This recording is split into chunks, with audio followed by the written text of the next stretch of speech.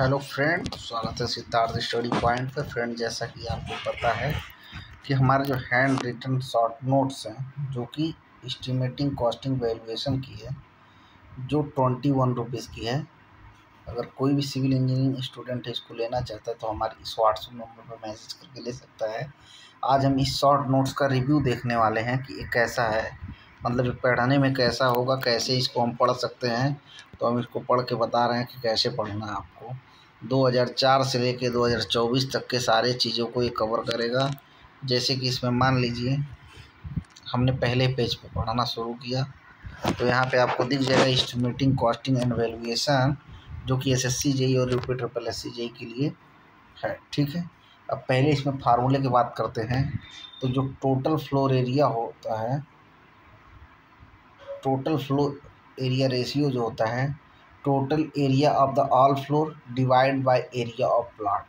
मतलब total area जितना होगा फ्लोर का, अगर उसमें एरिया ऑफ प्लॉट का हम डिवाइड कर दें तो फ्लोर एरिया रेशियो बन जाएगा, जिसको मैं FAR से डिनोट करता हूँ। ठीक है, अगर मैं quantity of BVS under the footing पर मीटर लेंथ करता हूँ तो कितनी होनी चाहिए उसकी, तो होना चाहिए 0.750 स्क्वायर मीटर। ठीक है, अगर मैं अंडर फुटिंग पर मीटर लेंथ के लिए कर रहा हूँ तो। ठीक है, अगर मैं पार्शियली कटिंग या फिलिंग कर रहा हूँ तब मेरे लिए वहाँ पर क्या फार्मूला होगा, हाफ इंटू B-D का whole square by R/S। Yes क्या यहाँ पर स्लोप है, ठीक है, जो कि हॉरिजॉन्टल एंड वर्टिकल में स्लोप दिखाएगा। ठीक है ना। और चीज़ यहाँ पे बात करना चाहूँ, जैसे कोई भी रेनफोर्समेंट है,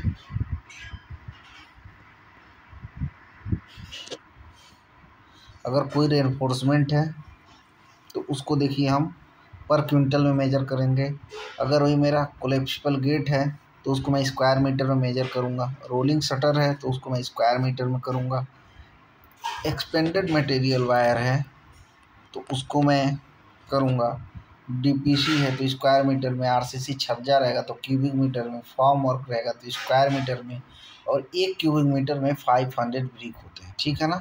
foundation and plinth per day पर मेसन वर्क, अगर कोई फाउंडेशन है, प्लिंथ वर्क है, तब उसमें जो पर मेसन पर वर्क कितना करेगा, 1.25 मीटर क्यूब करेगा। ठीक है ना।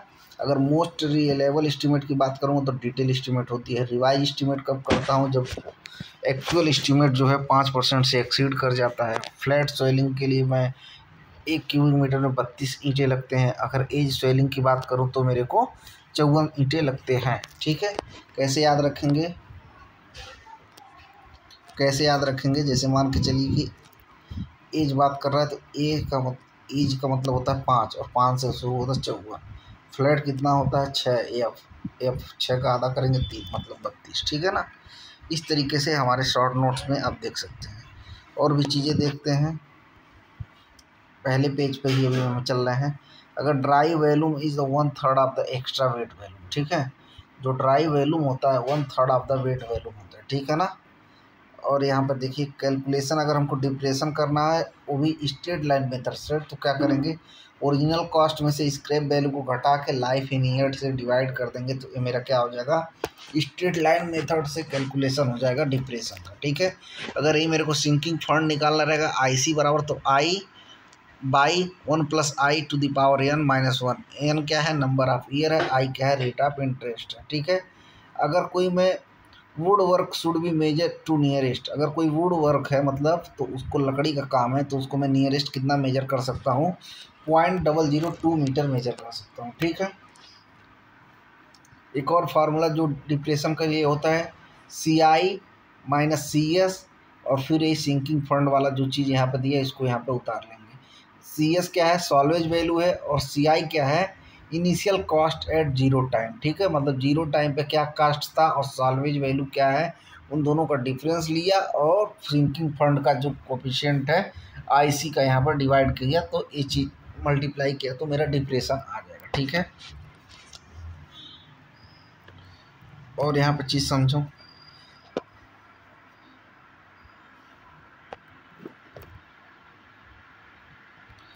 Decline balance method and constant method. तो इसमें डबल डिक्लाइन बैलेंस मेथड होता है, सम ऑफ ईयर डिस्ट्रीज मेथड होता है, और सिंकिंग फंड मेथड होता है। ठीक है ना।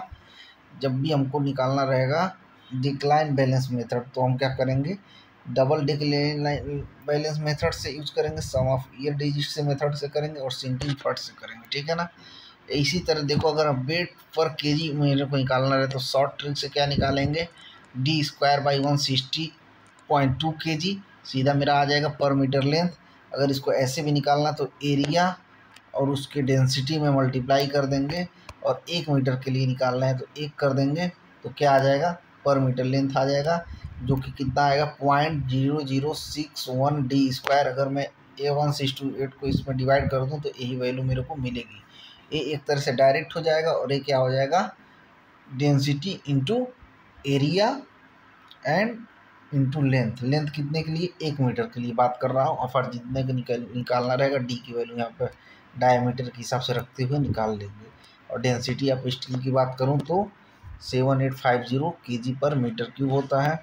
और ये भी बात करूँ the floor area included area of the balcony, अगर फ्लोर एरिया में बालकनी एरिया इंक्लूड कर दिया जाए तो वो टोटल कितना हो जाता है, 50% हो जाता है, ठीक है ना। एक और क्वेश्चन यहाँ पे देखना चाहो तो देखो, अगर हमको एडमिनिस्ट्रेटिव हेड की बात करेगा तो वो कौन होता है, वो चीफ इंजीनियर होता है। अगर डोर एंड विंडो को बात करता है तो मीटर स्क्वायर में मेजर करते हैं। अगर यही बात करें डेंसिटी ऑफ स्टील की बात कर चुका हूँ, करंट रेट मेथड की बात करता हूँ तो उसको शेड्यूल ऑफ रेट बोलता हूँ, शेड्यूल ऑफ रेट बोलता हूँ, ठीक है। नॉट ऐड इन प्लिंथ में एरिया, जो प्लिंथ एरिया है उसमें क्या नहीं ऐड किया जाता है, तो क्वाड्रेट का एरिया जो है इसको ऐड नहीं किया जाता है।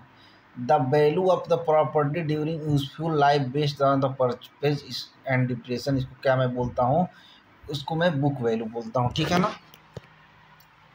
इतना चीज समझ में आया। तो इस तरीके से क्या भैया यही सब क्वेश्चन पूछता है, इसीलिए हम क्या कर दिए, इसको सब सिंगल लाइन में कन्वर्ट कर दिए हैं, ठीक है। जैसे पेटी वर्क की बात करता है तो पेटी वर्क देखिए 20,000 से कम रहेगा तो पेटी वर्क बोलेंगे, माइनर वर्क रहेगा तो 20,000 से 1 लाख, और मेजर वर्क रहेगा तो 1 लाख से ज़्यादा का काम होना चाहिए, ठीक है। वन ब्रिक थिकनेस की बात करता हूँ तो 20 सेंटीमीटर या 200 mm हो जाएगा। अगर यही इलेक्ट्रिक वायरिंग की बात करता हूँ तो उसको नंबर ऑफ पॉइंट्स में मेजर करता हूँ। और टैक्स के लिए जब भी कोई चीज़ करता हूँ मैं, देखो यहाँ पर tax generally not adaptable and residential building, जो रेसिडेंशियल बिल्डिंग होता है उस पर कौन सा टैक्स अप्लाई नहीं होता, तो उस पर सेल टैक्स अप्लाई नहीं होता है, उस पर स्टैम्प ड्यूटी लगती है, ठीक है, स्टैम्प ड्यूटी लगती है, ना कि सेल टैक्स लगती है।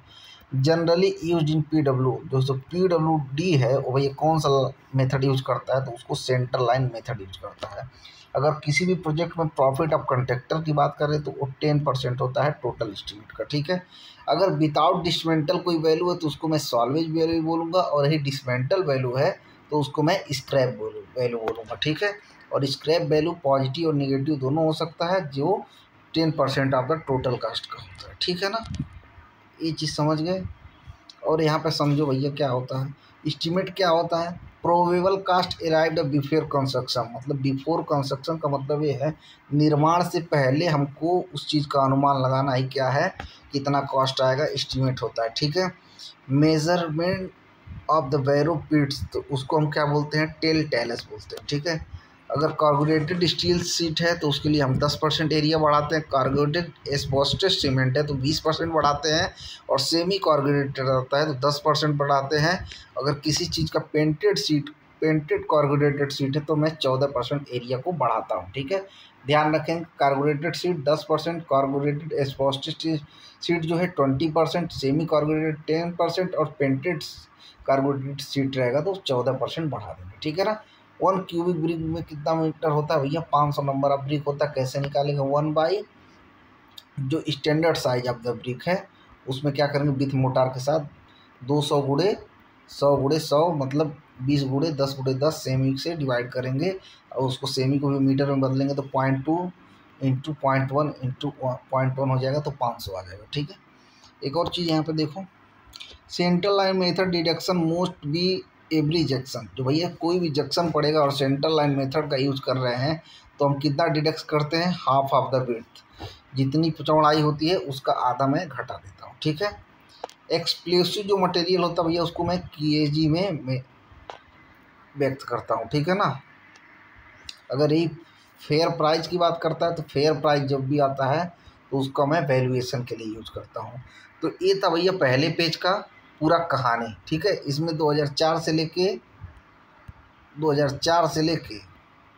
2024 तक के सभी क्वेश्चन पड़े हुए हैं, ठीक है ना। तो ये था पहला पेज। इसी तरह भैया हमारे 6 पेज में पूरी तरीके से नोट्स कंप्लीट हैं। किसी को चाहिए, पढ़ने में दिक्कत आ रहा है तो ले सकता है। सभी सब्जेक्ट का हमारे पास अवेलेबल है, सर्वे, ट्रांसपोर्टेशन है। फिर आप देख सकते हैं तीसरा पेज आ जाएगा, फिर आ जाएगा चौथा पेज, फिर पाँचवा पेज और फिर यहाँ पे छठवां पेज आ जाएगा, ठीक है ना। 6 पेज में पूरी तरीके से एस्टीमेट को ख़त्म कर दिया गया है। इस एस्टीमेट को पढ़ने के बाद आपका कोई भी क्वेश्चन बचेगा नहीं। जो कि मैं एस्टीमेट का 1 शॉट कराया है वो 396 क्वेश्चन का वो पूरा इस समय कवर है, ठीक है ना। तो आप बताइए, वो 4.5 घंटे का वीडियो देख लीजिए और 4 बार हमारा ये नोट्स पढ़ लीजिए। कोई सवाल एस्टीमेट का बच जाए तो फिर हमको बता दीजिएगा, लेकिन इतना करना पड़ेगा। अभी सोचो कि बैठे बैठे हो जाए तब तो नहीं हो पाएगा भैया, कहानी ख़त्म कर देगा ही, समझ रहे हो। सभी सब्जेक्ट का चाहिए तो भाई व्हाट्सएप पर मैसेज करो और तुरंत इसको ग्रैब करो और तैयारी को बूस्ट करो, ठीक है ना। बहुत लोगों का शिकायत था कि हमारा जो शॉर्ट नोट्स है उसका क्या खासियत है, उसको एक बार रिव्यू में लाइए। तो वैसे भी हम शॉर्ट में डाल सकते थे, लेकिन अभी एक प्रॉपर वीडियो में डाल रहा हूँ ताकि देख के आपको इंजॉय आ जाए, ठीक है। किसी को सभी सब्जेक्ट का चाहिए तो 149 का है, सिंगल सब्जेक्ट का चाहिए तो 21 का है और व्हाट्सअप नंबर यही है, व्हाट्सअप पर ही मिलेगा, व्हाट्सअप पे मैसेज करके ले सकते हैं, ठीक है। और भी कहेंगे तो और सब्जेक्ट का रिव्यू डाल दूंगा। ये था एस्टिमेटिंग कॉस्ट वैल्यूएशन का, ठीक है। जैसा लगेगा बताइए।